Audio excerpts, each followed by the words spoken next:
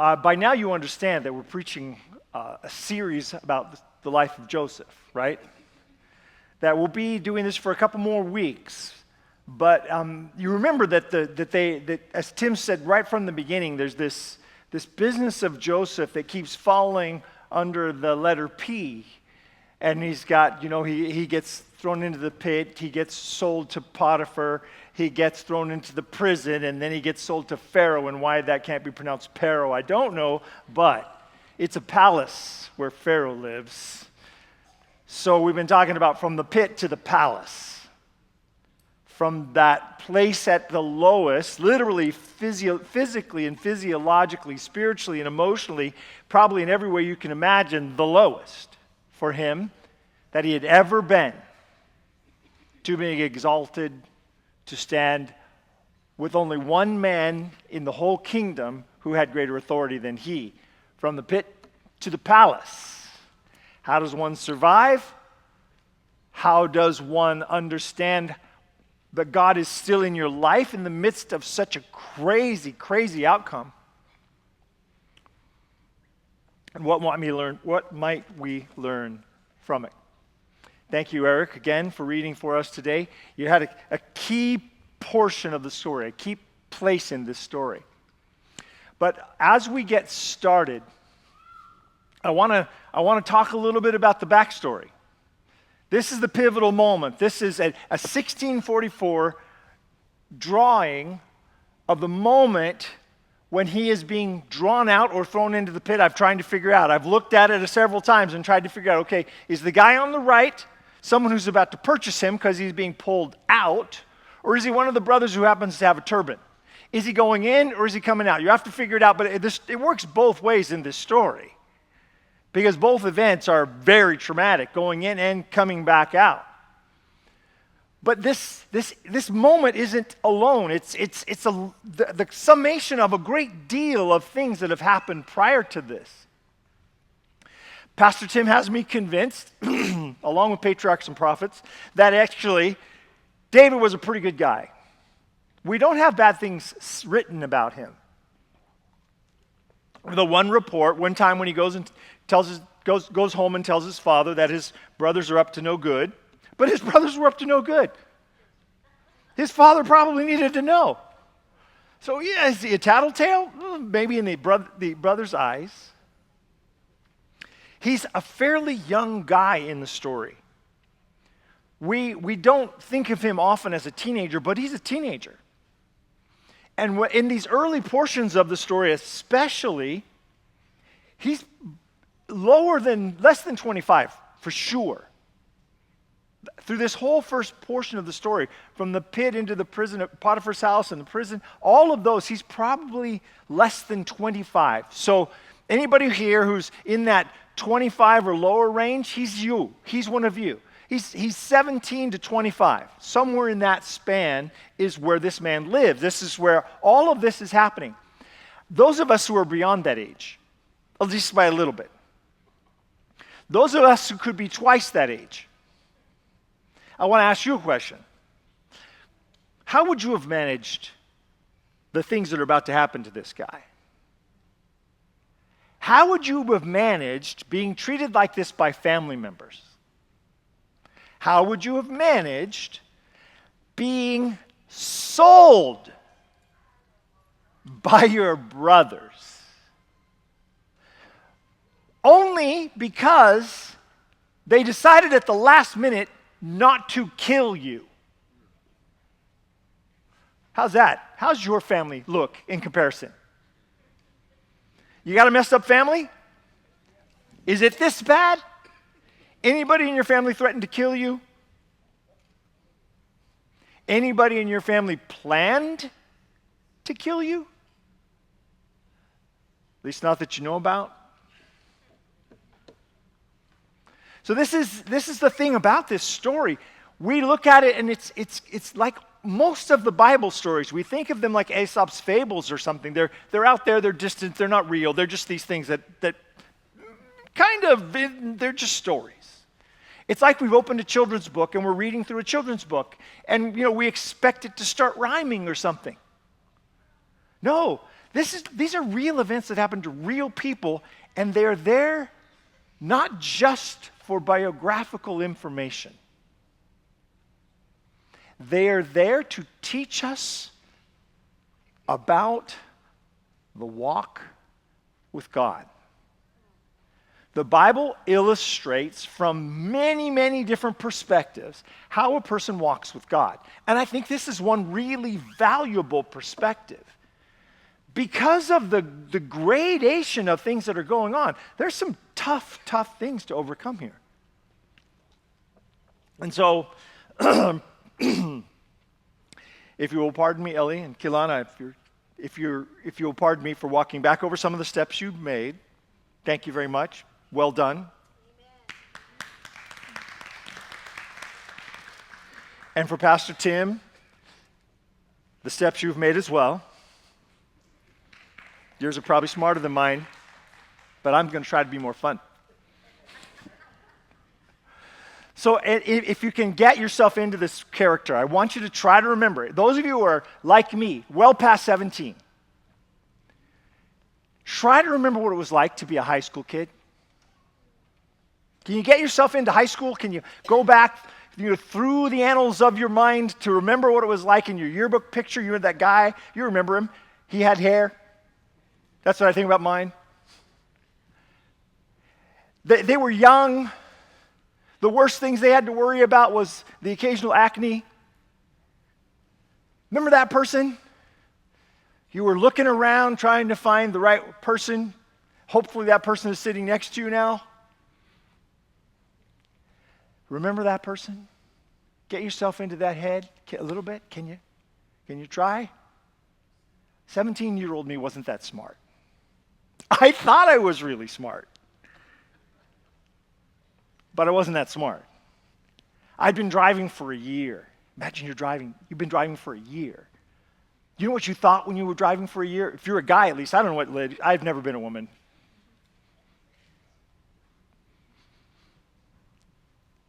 I know what 17-year-old guys think about our driving skills. We're ready to be put out on the stock car track. We have figured this out, and we're ready to rock and roll. And the crazy thing about it is we have really good reflexes, and so often our reflexes will get us out of trouble, and once in a while they'll get us into trouble. 17-year-old guys are feeling like they could conquer the world. How about 17-year-old youngest brothers? And not youngest brothers of 2 or 3. You're number 11. That means you have older brothers who are decades older than you. Multiple older brothers who are decades older than you. So now imagine you in that group. And they're all sweet as pie. All those guys, they're just nicest guys you've ever wanted to be around. This is your life. This is where you are. You have a little bit of a frame for this. All right. So his brothers call him the dreamer. Did you have a nickname? Do you have a nickname in your family? My nickname in my family was Buddy. My nickname was Buddy because the closest thing I had to a brother, my Uncle Ralph, who's my age, couldn't say Walter. Can't imagine why a 4-year-old kid couldn't say Walter. But he couldn't. So he called me Buddy. So suddenly everybody just called me Buddy. His brothers call him Dreamer for a reason. Dreamer showed up one day after having had a dream. Dreamer comes to his brothers, and he says, "Guys, I had a dream." And his brothers are like, "Good for you. Everybody has dreams, buddy." No, I had a really cool dream. You guys were in it. Really, we were in your dream. Dream on, buddy. He said, "Well, we were all out in the field. We were harvesting crops. We were setting up our sheaves. So this is grain. You set it up in sheaves so it'll, it can be out there collecting, continuing to dry, not molding or anything, laying on the ground before they bring it in. And so our sheaves were all standing up. We'd gone through the fields. We're cutting it down. We're standing up, cutting it down, standing up, cutting it up, standing up. And you get this whole bunch of them. And there are exactly 10 and mine. And you know what happened? It was the coolest. It was amazing. It was cool. It was a wonderful dream. It was amazing to me. All of you guys, you're standing by your sheaves. I know they're your sheaves because you're standing next to your sheaves in my dream. And all of your sheaves bowed to my sheaf.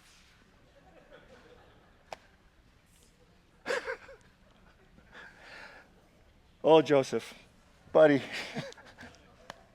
you should have talked to your dad about this before you told him. Or your mom, maybe. But oh no, one of your moms.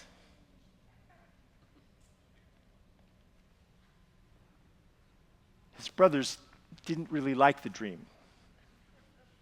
Because the dream indicated that they would bow to him.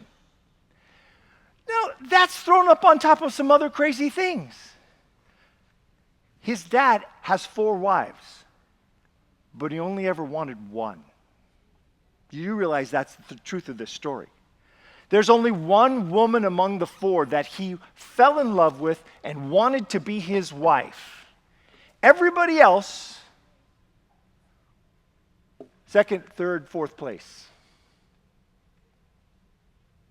2nd, 3rd, 4th rate.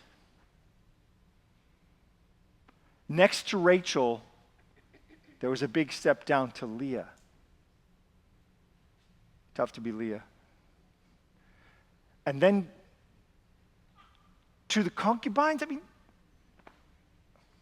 he only really wanted one wife. And he's got child after child after child after child, and Rachel's not having any children. And for whatever reason, gentlemen, he decides to cooperate with this problem. He's old enough to know better. But they've come along. 1, 2, 3, 4, 5, 6, 7, 8, 9, 10 sons. And then finally Rachel starts to show signs of being pregnant. Dad is so excited.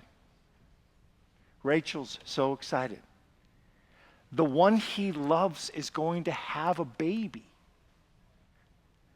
There are 10 other babies. There are 10 other kids. You know the story, right? You're familiar with the story. There are 10 other boys. And there's Dinah, and she may represent another dozen women. We don't know.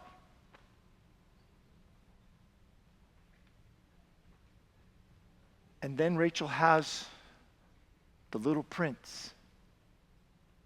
There he is. It's like no one else in the house exists. Just the little prince. When everybody has to get, a chore, everybody gets a hard chore and he gets an easy one.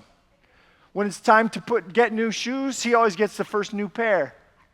Whenever they're picking out clothes, he gets the best looking ones. He's so cute. Look at him in his little sailor suit. I say that because I had a sailor suit.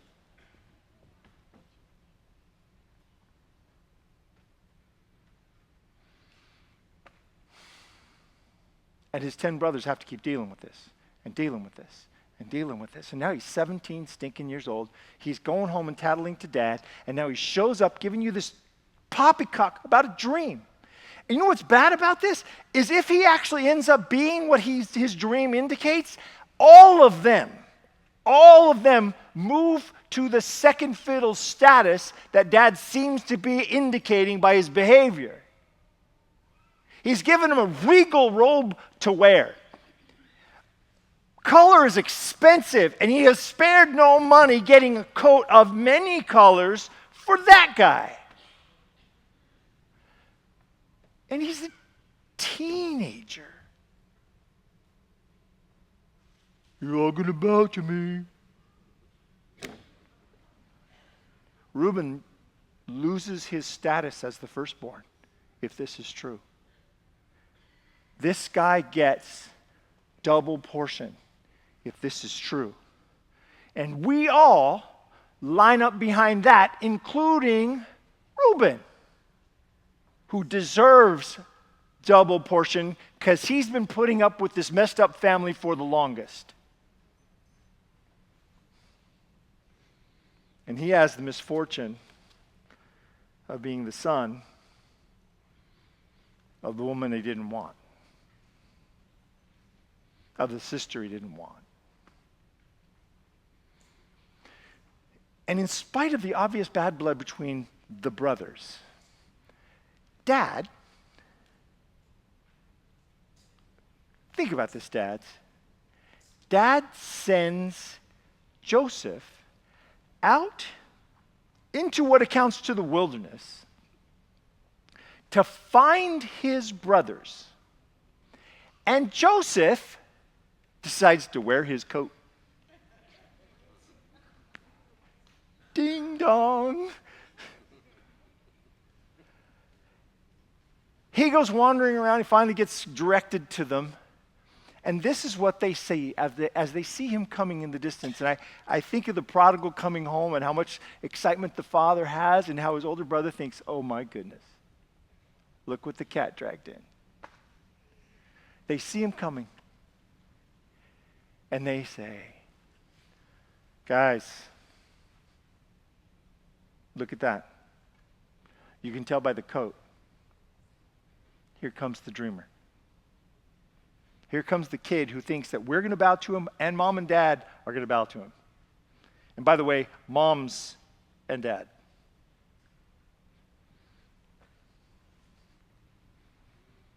Let's just kill him and be done with this. Let's just get rid of this kid. We don't need this dreamer. But Reuben convinces them not to spill his blood, just to throw him in the pit. That'll be better. So there happens to be a cistern by them. You know what a cistern is? It's just a water catchment. It's just a big hole in the ground. It's usually lined, so it might have had bricks or something around it to keep the water from seeping out. Sealed or sealed with some clay, some way to keep it from just draining all out of it. And there's a cistern near where they are, probably because it's occasionally used to do exactly what they're doing, water the sheep. But this one happens to be dry at the moment, so they throw him in.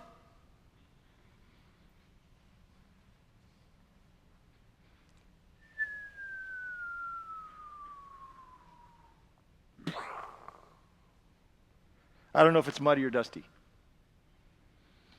I have this cartoon version of the book. When he hits the bottom, he really hits the bottom. His brothers, he knows they don't necessarily love him, but they've thrown him into a pit in the desert. If they walk away, he starves to death or he dehydrates and he dies. If they decide to just get distracted, don't throw some food or some water down that hole, he dies. There's a lot of ways in which he dies. There's not very many outcomes that are good. Reuben, who has the most to lose, decides, I'll come back when they're off doing something else and I'll let him out. The one guy who has the most to lose is the one who thinks, maybe because he's the oldest, maybe because he's had enough hard knocks for being Leah's son, maybe he just doesn't care whether dad gets what he wants. Maybe he doesn't care that a double portion of his father's goods divided by all of these people isn't going to be that much anyway. Maybe he's just done the math. Reuben tells him, you got to throw him in there. Don't kill him. I'll let him go. It's the next piece. It's the very next image I'd like you to think about. He is in the hole. He's as good as dead, right? But he's not dead.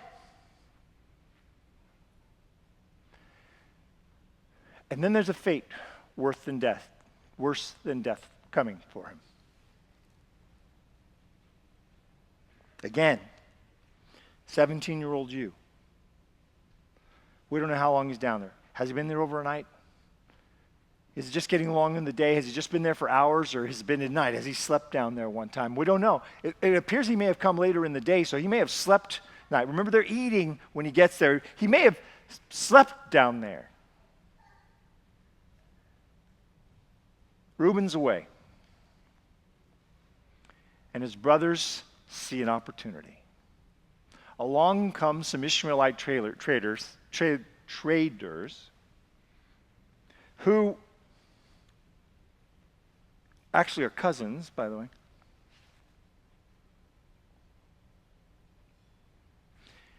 And they get an idea.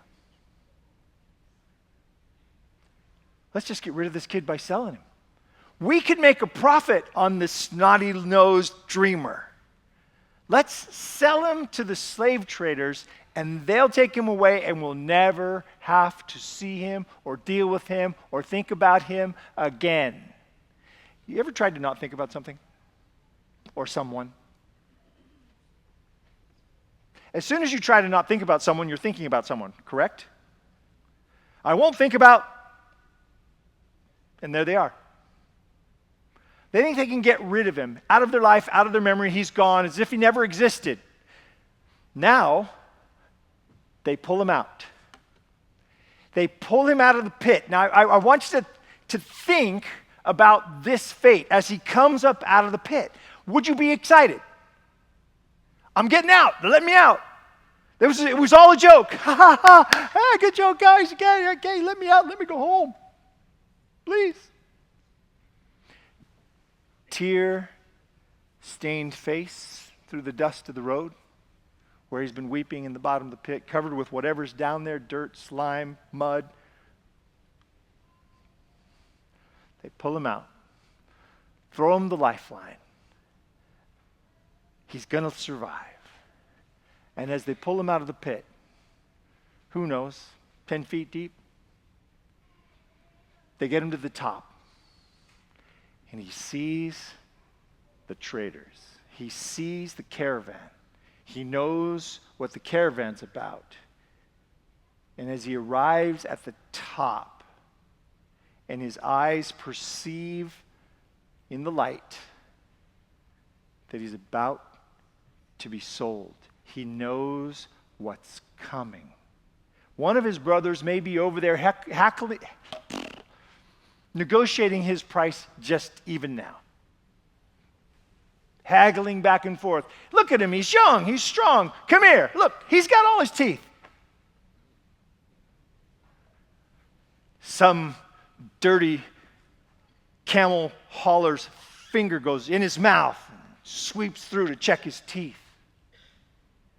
His eyes go from one brother to another, pleading, please, please don't let this happen. Please, please. And each brother turns his gaze, turns his gaze, turns his gaze. One or two of them, maybe most of them, catch his eye first. And in them there's this tinge, we should let him go. We shouldn't do this to him. But everybody else wants this to happen, so I look away. And another one, and they catch eyes. He's like, man, he's our brother. He's our blood. But we shouldn't do this to him, but everybody else wants this to go. And how many know? It may be a majority of them that want to let him go free, but the reality is everyone thinks everyone else wants him to die. And so the group sense the pressure of the moment. Everyone agrees, tacitly or intently, to sell him. They get 20 pieces of silver for him. It's a number that keeps popping up. They tie his hands, run the strap over the back of the camel, whatever the camel's carrying. And he marches like that across the Sinai desert, all the way to Egypt. A fate worse than death for him is the fate that will be Israel's over the horizon of the future. he will be sold to a slave owner. And the last thing I imagine him doing as he's walking away is looking back at his brothers, hoping that they'll change their mind, hoping that they'll let him go. But they just let him go.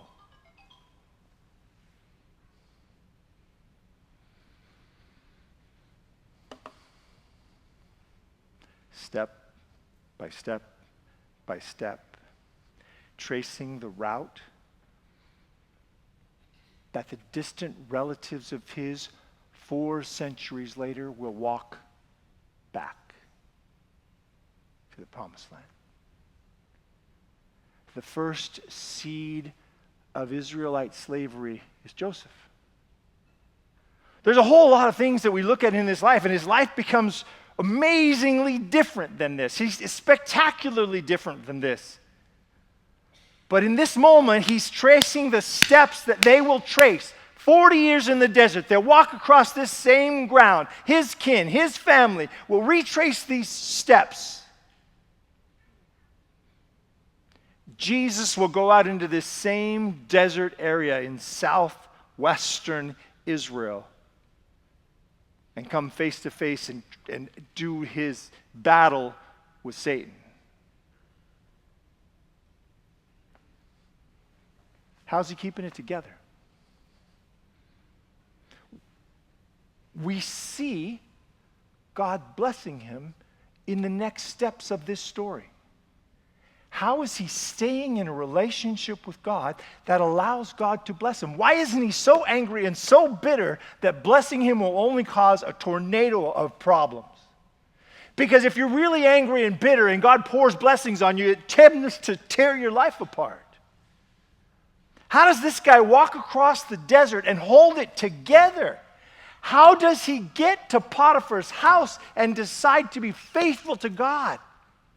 How does he arrive in slavery and be sold as a slave and decide that he is going to be faithful to God no matter what has just happened to him? Why hasn't his life fallen apart? Our lives fall apart over a news report.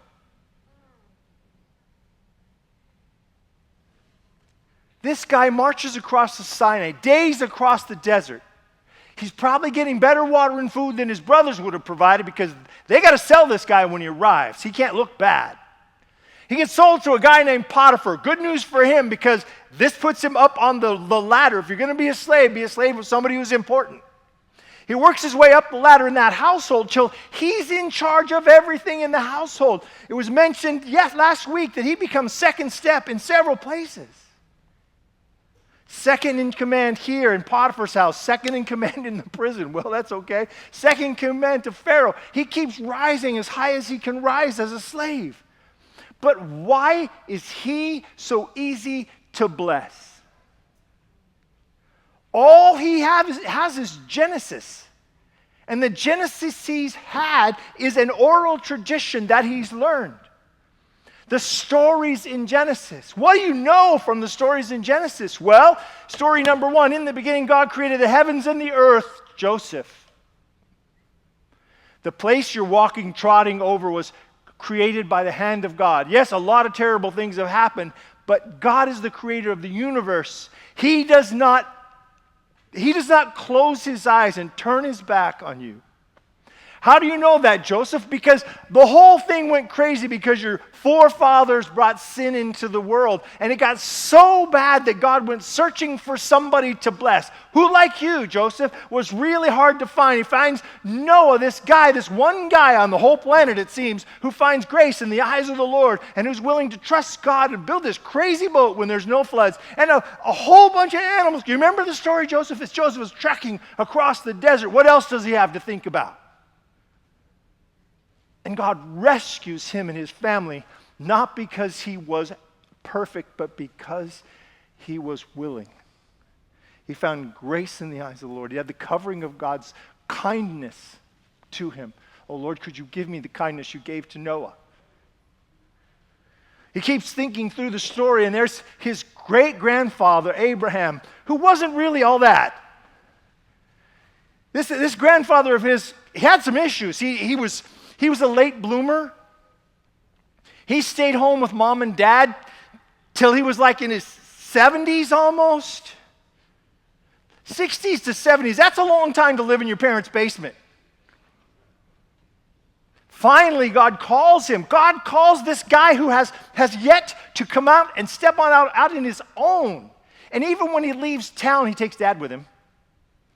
You know, Abraham, when he starts to break away and start out on his own, he brings his daddy. Till daddy dies, and he's now out there by himself. Will he go on to the promised land? Will he go looking for the place that God has said? You will find a place that God is building. You will be a king. You will be a leader of a family that is innumerable. Abraham went out walking. Faith by shaky, faithful step. And he led a life that God could bless. Could you bless me like Abraham? Well into his years, almost 100 years old, he finally has the promised son. Joseph understands that story because Joseph is the hoped-for son. He's got all these other brothers, 10 other brothers who were not hoped for, not planned for. They're kind of secondary.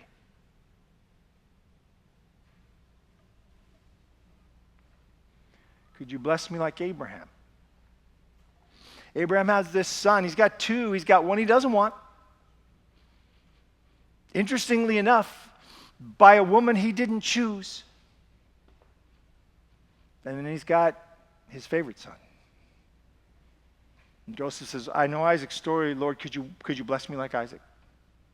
Treading across the desert, there's more story. Jacob and his own father. Jacob, favorite son of the mother. Mommy's boy. Mommy's sweet little guy.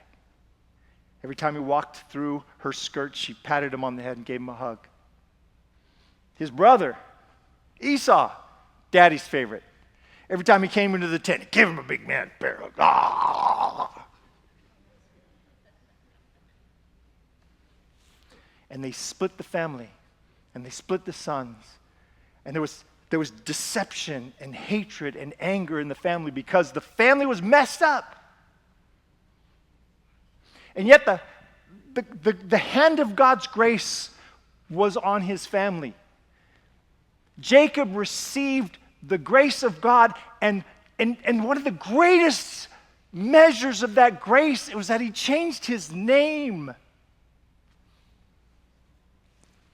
As an old man finally going back to the promised land, seeking out his father and his brother and trying to rebuild what had been torn down.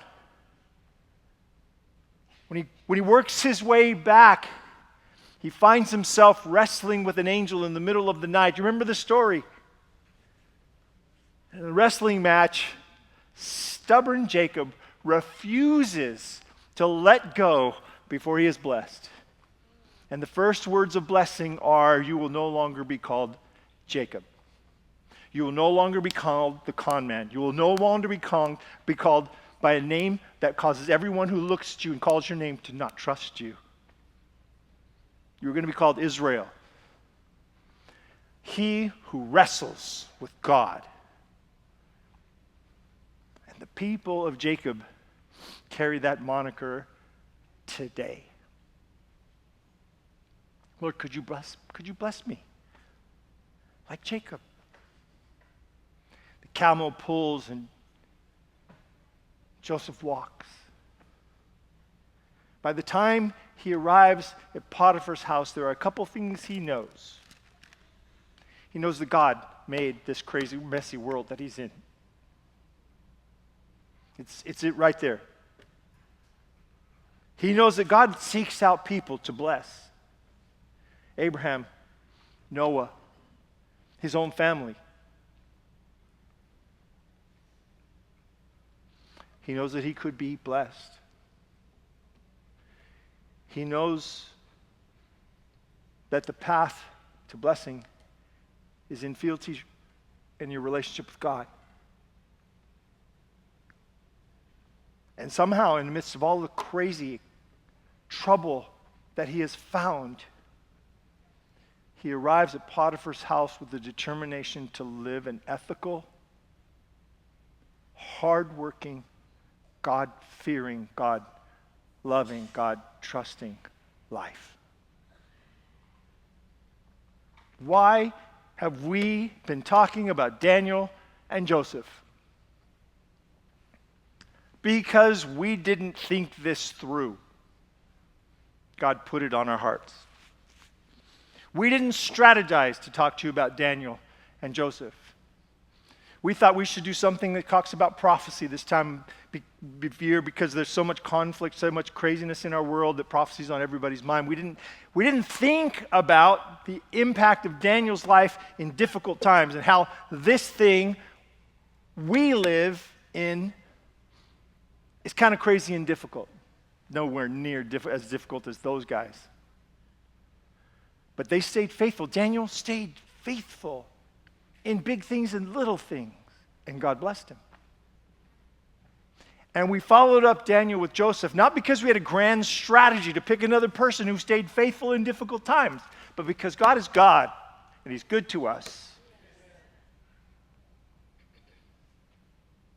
So how does a person get through hard times? They return to the anchors of faith. They return to the anchors of their experience. They return to the knowledge of God as God reveals it in his book. How do we get through?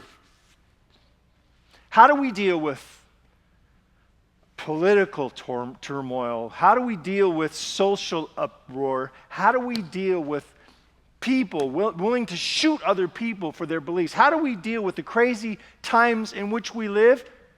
We don't focus ourselves on all the weirdness around us. We focus ourselves on the steady hand of God over us. Because in the end, that's all we have. 17-year-old, maybe up, he could be even 18 or 19. What does he take to Potiphar's house? The story's in Genesis. Abraham, Isaac, Jacob, Noah, Adam and Eve. The Garden of Eden, the creation, the flood, the rainbow. If we only had those books, we would have enough to determine that God desires good. That the world can get so crazy that God withdraws his blessing. But he desires good, and he seeks out those he might bless. And Joseph determines to live a life that God could bless. I think that's all we can do. We can drop our anchor onto the solid rock of the revelation of God and walk with him. That's what Joseph did. And if you've never read the story, hang on. It's very exciting from here. Because the blessings of God just start rolling into his life. Let's pray. Father in heaven, it seems so convoluted. How could your hand be in this situation?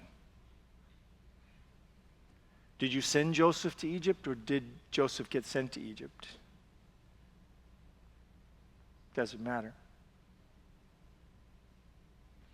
One thing is clear, absolutely, that you can bless the lives of people who want to be blessed.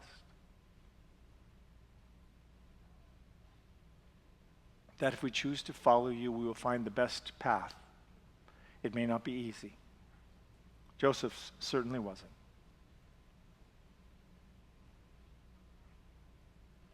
But Lord, it is a better path than the alternative. Help us to remember. Help us to remember that our fallback position is always you, no matter the present circumstance. We trust ourselves.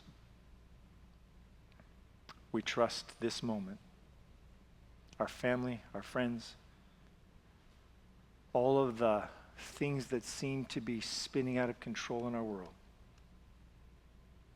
We trust you in it all. And ask that you would help us to walk hand in hand with you, that we might be a blessing in a time like this. In Jesus' name, amen.